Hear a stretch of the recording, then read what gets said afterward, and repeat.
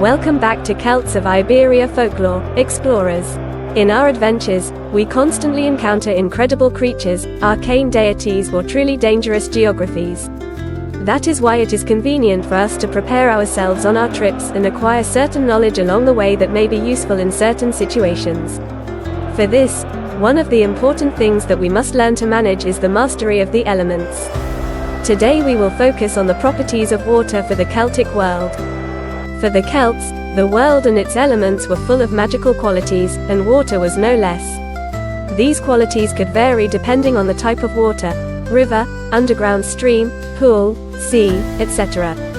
Just as the deity that corresponded to them was different. In Iberia, for example, we can mention Cabar-Sur, solar deity and hot springs, with healing properties. Some identify this deity as a masculine entity and others as feminine. On the other hand, we have Noctiluca or Malac, the White Lady, patron saint of sailors, related to the night, the moon and the sea. And that she became Christianized as the Virgin of Carmen. And it is possibly also the IrishMarina or Cliodna. There are also entrances to the underworld of Endovélicus through pools. Or the goddess Nabia of Galicia, goddess of rivers and aquatic currents. But what was the symbolism of water in the Celtic world? In their religious belief, for the Celts, water served to both unite and divide the world of the living and the other world. It was a kind of membrane that acted as a border between two dimensions, and this could be crossed, thus accessing another reality. For this reason, there are places considered places of transit to the afterlife.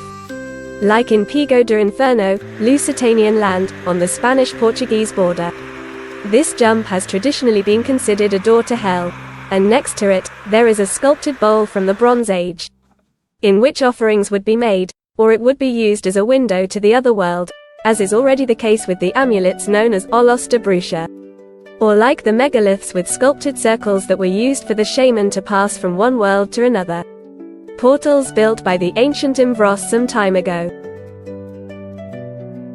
Also in the sacred swamps of the British Isles, thanks to their conditions, remains of ritual sacrifices have been preserved.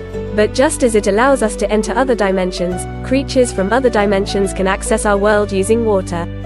For this reason, it was necessary to perform protection spells that created protective shields. When they used water to send offerings to the afterlife, they perceived it in the following way: when an object is thrown into a watery place, it crosses the membrane, and sinks little by little, disappearing from our sight and materializing in the other dimension. In this way the offering reached those who lived there. As we say, water was mainly a way to reach or access the world of the dead, and there were more dangerous entrances like the one we see in Pico do Inferno, where I do not plan to dive in search of Endovélicus. To other slightly more romantic routes, such as sailing to the island of Avalon. The Celts used rivers as a border, not only geographically, but also spiritually, since they built their settlements on one side of the river to delimit both a natural defensive border and to prevent the dead from crossing and disturbing them at night. But water could also have a medicinal function, such as the hot springs linked to Cabar-Sur, and the various natural spas.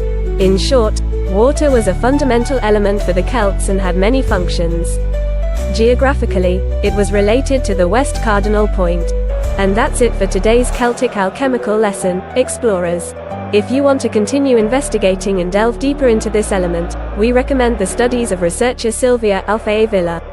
But with this we have the basics to be able to continue and defend ourselves on our trips.